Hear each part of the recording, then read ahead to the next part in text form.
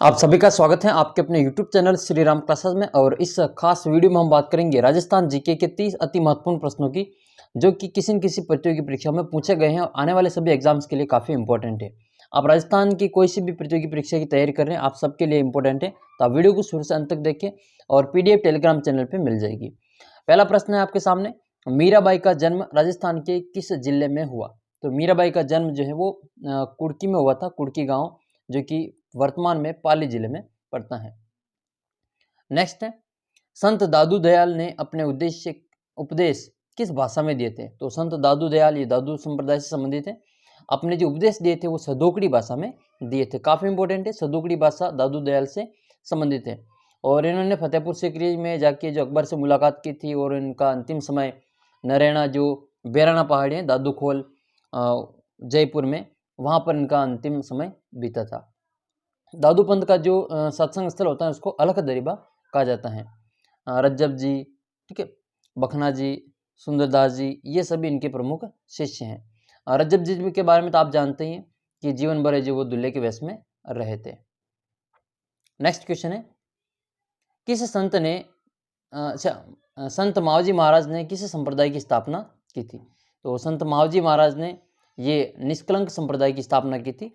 और निष्कलंक संप्रदाय, ये मावजी महाराज का जो स्थान है, ठीक है, बेनेश्वर धाम, वहाँ से संबंधित है ये।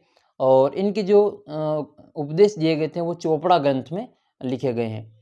चोपड़ा ग्रंथ में मावजी महाराज के उपदेश संकलित हैं, और ये ग्रंथ केवल दीपावली के दिन ही बाहर निकाला जाता है।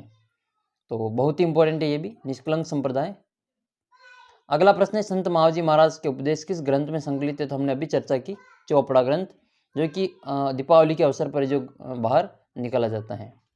अगला क्वेश्चन है, राजस्थान के उत्तर में स्थित कोणा गांव और दक्षिण में स्थित बोरकुंड तक की जो लंबाई है वो कितनी है? हमें पूछा गया है कि राजस्थान के उत्तर से दक्षिण और पूर्व से उत्तर से दक्षिण की लंबाई कितनी है?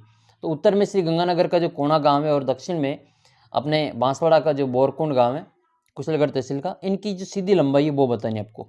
तो ये अपने 826 किलोमीटर। और आपके सिलाना धौलपुर से लगा के, सिलाना धौलपुर से लगा के आपके कटरा सम जैसलमेर तक की बात करें तो ये 869 है। ऊपर से नीचे की लंबाई कम है और दाएं से बाएं की लंबाई ज़्यादा है। इनका अंतर पूछ ले कभी कभी, तो 869 में से 826 को माइनस कर देना, 43 किलोमीटर आता है। कितना किलोमीटर? 43। एक प्रश्न मैं पूछता हूँ, उसका उत्तर आपको कमेंट करना है कि राजस्थान की पाकिस्तान के साथ जो सीमा रेखा लगती है, जिसको हम रेड क्लिफ रेखा कहते हैं, राजस्थान के 4 जिले ये सीमा बनाते हैं, इसकी टोटल लंबाई कितनी है राजस्थान के साथ में, पाकिस्तान के साथ में? इस रेड क्लिफ रेखा की राजस्थान और पाकिस्तान के बीच की लंबाई आपको कमेंट करना है। राजस्थान के 4 जिले इसके साथ में सीमा बनाते हैं।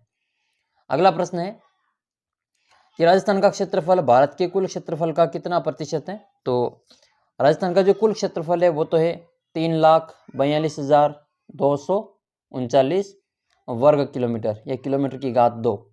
और ये भारत का जो क्षेत्रफल है उसका 10.41% होता है। 10.41%, यानी कि पूरे भारत का जो 10वां भाग है वो अकेले अपना राजस्थान है। राजस्थान क्षेत्रफल में काफ़ी बड़ा प्रदेश है, और बड़े प्रदेशों में इसकी गिनती की जाती है। और इसका जो क्षेत्रफल आप अनुमान लगा सकते हैं, इजराइल एक छोटा सा देश है जिससे 17 गुना बड़ा है। 17 इजराइल मिलकर अपना एक राजस्थान बनाते हैं। अब आप समझ सकते हैं कि अपना राजस्थान कितना बड़ा है। इसके अलावा अपने राजस्थान के सबसे बड़े जिले की बात करें तो सबसे बड़ा जिला अपना धौलपुर, ये जैसलमेर आता है। सबसे बड़ा जिला राजस्थान का जैसलमेर है, जो कि देश का तीसरा सबसे बड़ा जिला है क्षेत्रफल में। और सबसे छोटे जिले की बात करें तो धौलपुर आता है। इन दोनों में हम देख सकते हैं कि ये जो जैसलमेर है वो धौलपुर से 12.66 गुना बड़ा है। याद रखिए इसको, 12.66 गुना बड़ा है धौलपुर से जैसलमेर। और देखो जैसलमेर, और इसमें थोड़ा सा हम एक बात और समझ लेते हैं कि ये तो है पूर्व दिशा और ये है पश्चिम दिशा। ऊपर उत्तर दिशा होती है, नीचे दक्षिण दिशा होती है। ऊपर तो है श्री गंगानगर और नीचे है ये बांसवाड़ा, ठीक है। और इधर है ये धौलपुर, पूर्व में है धौलपुर और पश्चिम में है जैसलमेर। अब देखो प्रश्न ऐसे पूछे कि राजस्थान में सबसे पहले सूर्योदय किस जिले में होता है? तो सूर्योदय पूर्व दिशा में होता है, तो पूर्व में कौन सा जिला है? धौलपुर। जहाँ पे सबसे पहले सूर्योदय होता है, सबसे पहले सूर्यास्त भी वहीं पे होता है। तो सूर्योदय और सूर्यास्त सबसे पहले पूर्व दिशा में धौलपुर में होता है, सूर्यास्त पश्चिम दिशा में होता है। इसलिए राजस्थान में सबसे अंतिम समय में जो सूर्यास्त और सूर्योदय होते हैं वो जैसलमेर जिले में जो कटरा गांव है सम तहसील का, वहाँ पे होता है। तो आपको ये बात समझ में आ गई होगी। एक आती है कर्क रेखा, कर्क रेखा का आएगी तब में हम इसके बारे में और चर्चा करेंगे। अगला प्रश्न देखते हैं, कौन सा स्थलबद्ध जिला राजस्थान के 7 जिलों से घिरा हुआ है? बहुत ही इंपॉर्टेंट क्वेश्चन है, रीट 2021 में पूछा था लेवल 1 में ये। तो नागौर जिला जो है वो आपके 7 जिलों के साथ सीमा बनाता है, नागौर 7 से है। इससे अधिक अपना पाली जिला है जो कि 8 जिलों के साथ सीमा बनाता है। और फिर नागौर के बाद में जिला आता है अजमेर जो कि 6 जिलों के साथ में सीमाएं बनाता है। तो आप समझ सकते हैं कि राजस्थान में सर्वाधिक सीमा बनाने वाला जिला कौन सा है, तो वो है पाली। पाली अगर ऑप्शन में नहीं दे रखा हो तब हम सर्वाधिक नागौर को करेंगे, नागौर और पाली दोनों ऑप्शन में नहीं हो तब हम क्या करेंगे, अजमेर करेंगे। और अजमेर एक ऐसा संभाग है जिसकी सीमा सभी संभागों के साथ में लगती है। बहुत ही इंपॉर्टेंट क्वेश्चन ये भी कि अजमेर संभाग की सीमा राजस्थान के सभी संभागों के साथ में लगती है। और अजमेर एकीकरण के बाद आज़ादी के जो एकीकरण हुआ था उसका जो 26वां जिला बना था, 1 नवंबर 1956 को राजस्थान का 26वां जिला बना था अजमेर। अगला क्वेश्चन इसमें है कि राजस्थान की पूर्व से पश्चिम की चौड़ाई और उत्तर से दक्षिण की लंबाई का अंतर कितना है? तो देख लेते हैं, इसमें अंतर तो है वो आपके 43 किलोमीटर है। आया कैसे, तो पूर्व से पश्चिम की जो लंबाई है वो 869 किलोमीटर है और उत्तर से दक्षिण तक की जो लंबाई है वो 826 किलोमीटर है। इनको जब हम घटाएंगे तो इसका आंसर आएगा 43 किलोमीटर। नेक्स्ट क्वेश्चन है, काफ़ी इंपॉर्टेंट है कि जो अवनी लेखरा है उसका संबंध किस खेल से है? अवनी लेखरा आपको बता दें कि ये कौन से खेल से, शूटिंग निशानेबाजी से संबंधित है। और विशेष बात है कि जो बेटी बचाओ बेटी पढ़ाओ अभियान चल रहा है इसका राजस्थान के ब्रांड एम्बेसडर हैं ये, विशेष ध्यान रखना है ये। और शूटिंग से संबंधित है ओलंपिक में, और ये भी वहाँ पर से पदक जीत के आई थी, तो इसलिए काफ़ी इंपॉर्टेंट है ये। तो अवनी लेखरा ये जयपुर की है और ये शूटिंग निशानेबाजी से संबंधित है। नेक्स्ट क्वेश्चन है देवेंद्र झांझड़िया। देखो देवेंद्र झांझड़िया किस खेल से संबंधित है? तो ये भाला फेंक, जेवलिन थ्रो, ये पैरा खिलाड़ी है, ठीक है, पैरा जेवलिन थ्रोअर है ये। और इनका एक हाथ जो बिजली के करंट लगने से जो इनका एक हाथ काटना पड़ा था, तो एक हाथ से ये अपना भाला फेंकते हैं। और चूरू जिले के ये रहने वाले हैं, झांझड़ियों की डाणी इनके गांव का नाम है और काफ़ी फेमस है देवेंद्र झांझड़िया। बात करते हैं कृष्णा पूनिया की।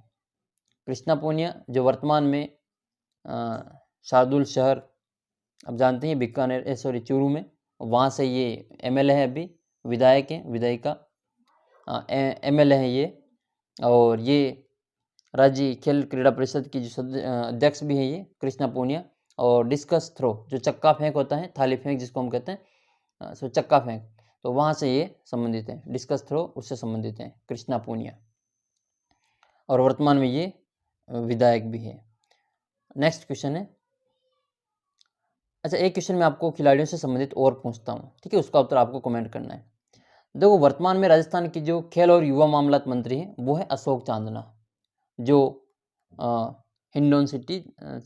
हिंडोली जो आपके करौली इसमें बूंदी में आता है, नैनवा हिंडोली, वहाँ के ये विधायक हैं अशोक चांदना।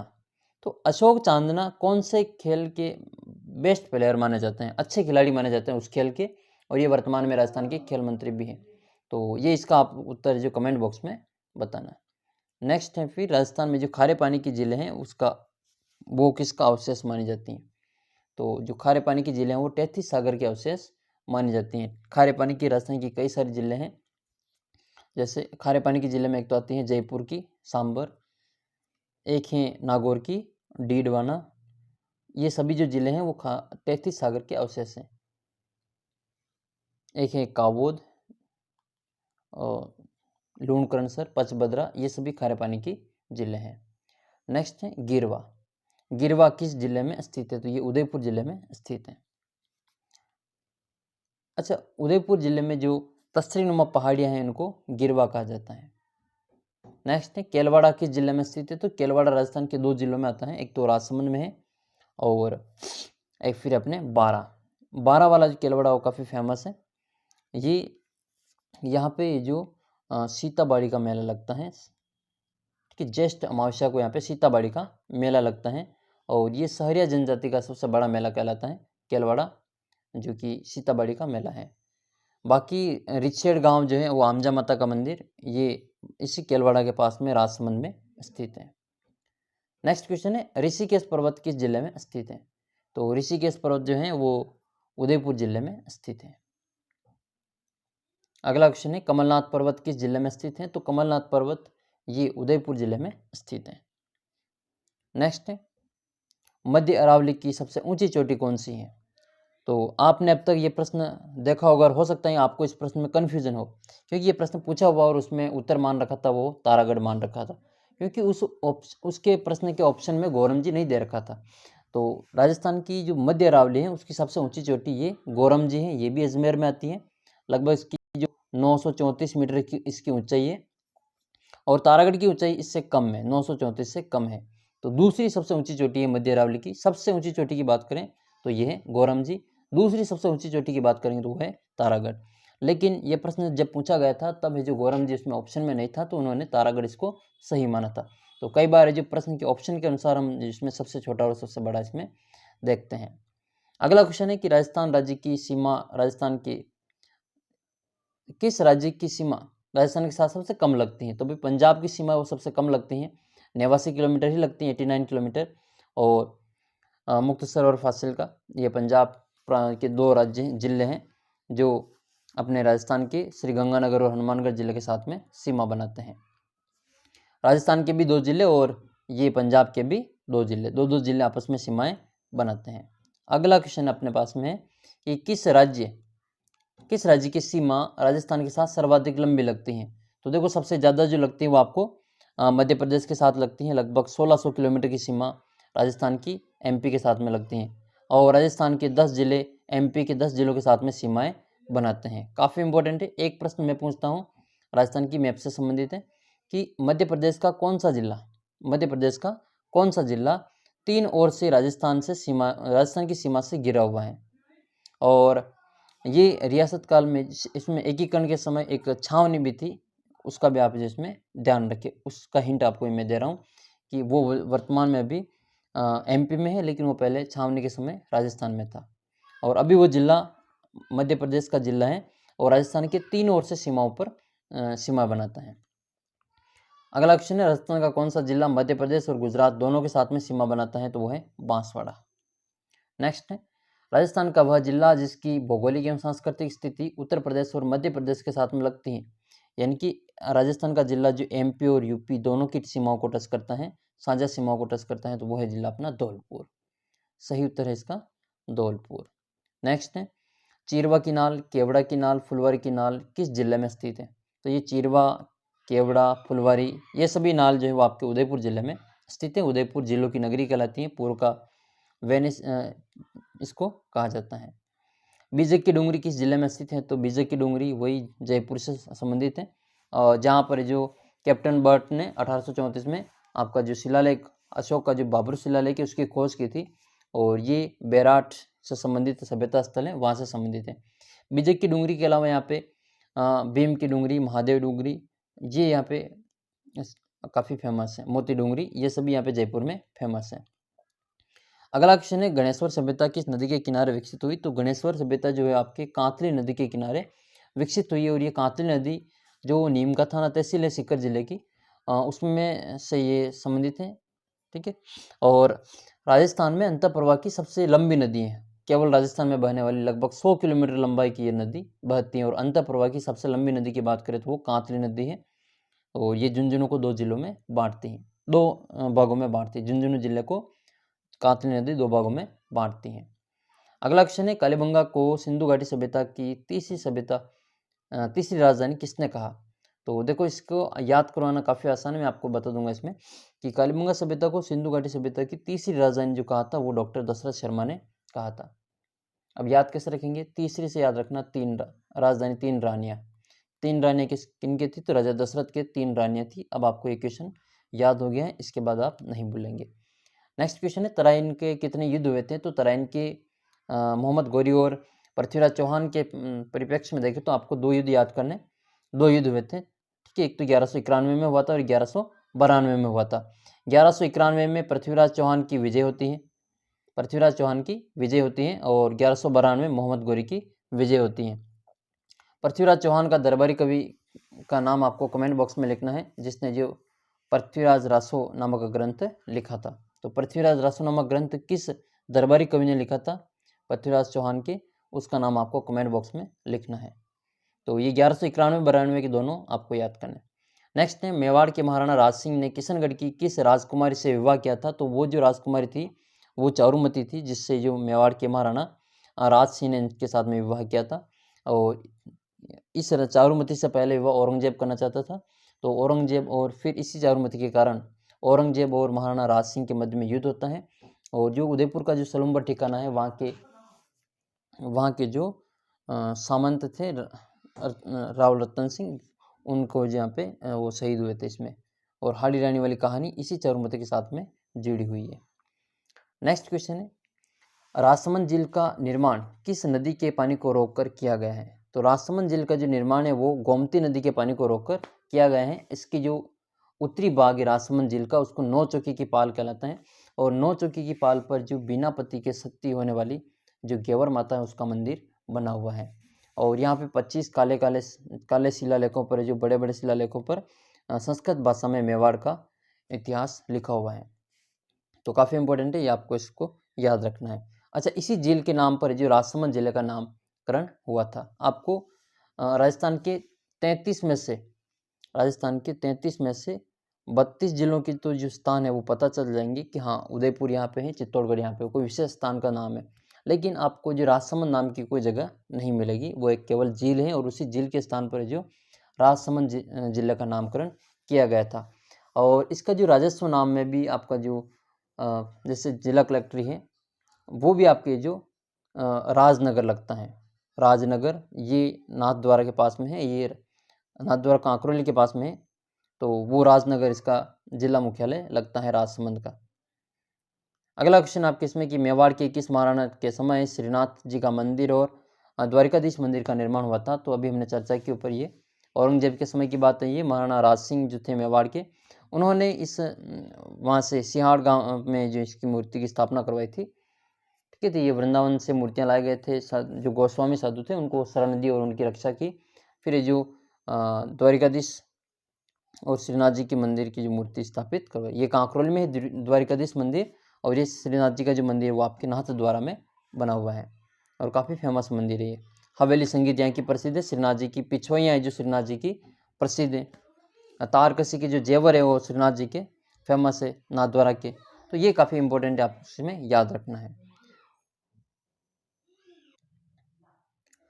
अगर आप भी राजस्थान जीके की तैयारी कर रहे हैं और आप प्रतिदिन रात्रि 9 बजे क्विज़ में भाग लेना चाहते हैं, तो आप टेलीग्राम ग्रुप को ज्वाइन करें। नीचे टेलीग्राम का लिंक दे रखा है, वहाँ पर आपको सभी प्रकार की क्विज़ मिल जाएगी। और ये अंतिम प्रश्न है आपका आज का इसमें, कि पिता रणमल की हत्या के बाद जो जोधा थे, उन्होंने चित्तौड़ दुर्ग से भागकर बीकानेर के नज़दीक किस गांव में शरण ली थी? तो उस गांव का नाम है कोहनी गांव। कोहनू गांव में जो अपने जो रणमल की हत्या के बाद में जोधा भागा था, और बीकानेर के निकट कोहनी गांव में जिन्होंने शरण ली थी। एक प्रश्न का उत्तर आपको नीचे कमेंट करना है कि जो चित्तौड़गढ़ दुर्ग में विजय स्तंभ बना हुआ है, चित्तौड़गढ़ दुर्ग में विजय स्तंभ बना हुआ है, ये कितना मंजिला है? इसका उत्तर आपको नीचे कमेंट बॉक्स में लिखना है। टेलीग्राम चैनल जरूर ज्वाइन कर लेना, ताकि आपको इसकी PDF वहाँ पे मिल जाएगी। और वीडियो को अधिक से अधिक शेयर जरूर करना। तो जल्दी मिलेंगे आपको अगले वीडियो में, तब तक जय हिंद, जय भारत।